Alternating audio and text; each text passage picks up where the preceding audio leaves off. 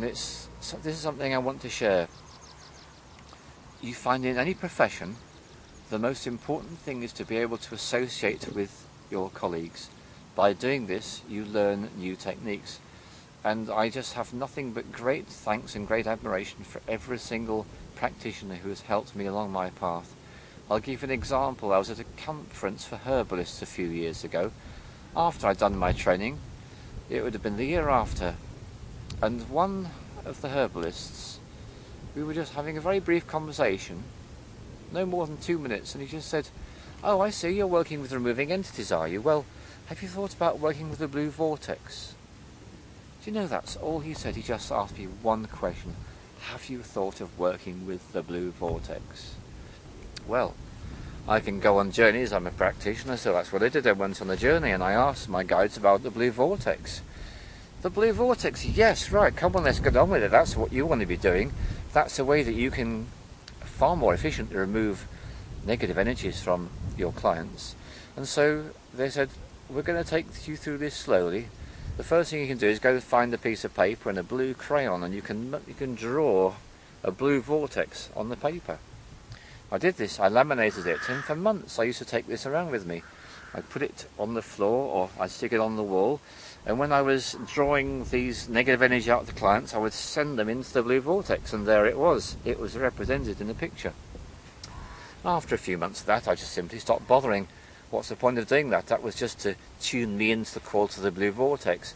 So when I'm working with my clients now, I work in this very specially created healing room called the Orange Room. And as soon as I require it, the blue vortex is manifested. It's a three-dimensional, incredibly powerful construct. It's got a life of its own, and it's got a great deal of versatility in terms of the way it can be operated. So if all I'm doing is I'm getting hundreds and hundreds or thousands of tiny little, very, very benign negative energies out of that client, and it's just going to take a really short time, then the blue vortex just switches on to what I would call like a low power, and it's just gently drawing them all out.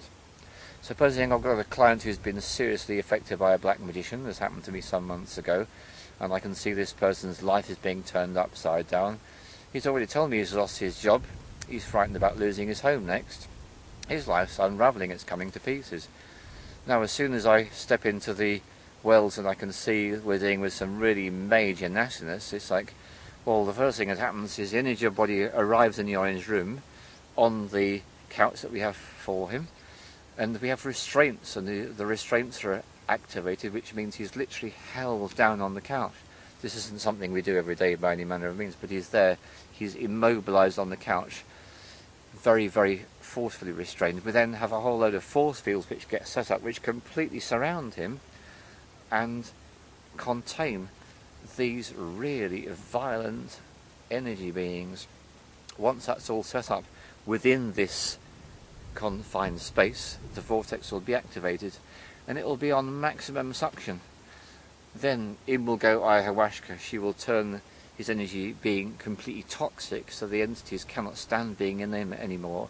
They're going to want to rush out at me and my guides and wreak destruction and havoc. That's what they're going to want to do. They've got no chance. Why have they got no chance? Because for a start we've got a incredibly powerful containment field which prevents them from going anywhere except one place. The only place they can go is straight up the vortex.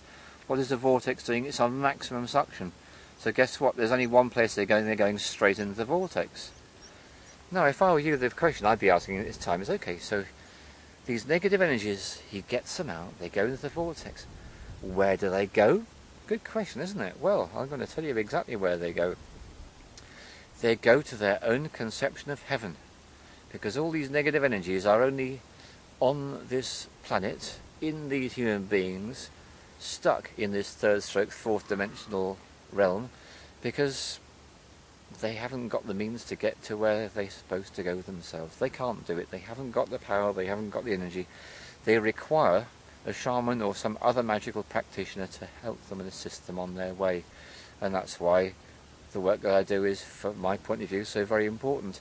So what the vortex does, it's a interdimensional portal. It takes them out of this third stroke fourth dimension into a completely different dimension. And it's a dimension which is their home, it is their heaven. And I had some really amazing experiences the first time this happened. What happened is that the entities would be sucked out of this person's energy body, straight up the vortex, straight into their heaven. And when they got there, they found an incredibly ornate and large portal, from want of a better word.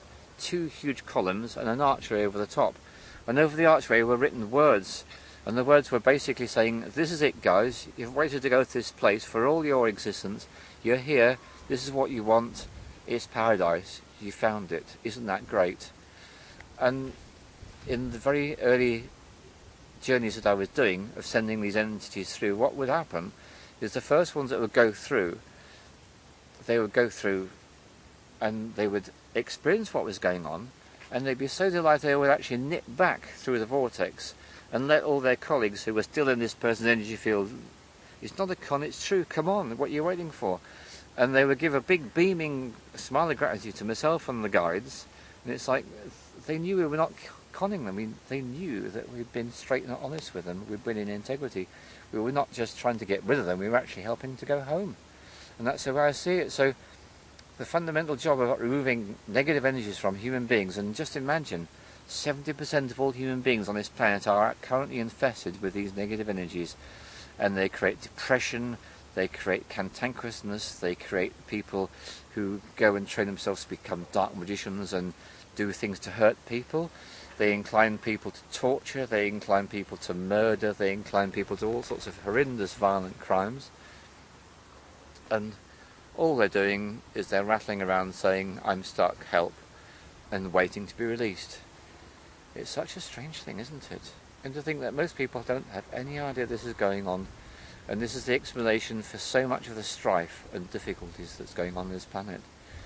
They just want to go home. And us human beings, by creating all this deforestation throughout the entire planet, have actually made things harder for them than it's ever been in their entire history, which is why there are more of these problems than there's ever been.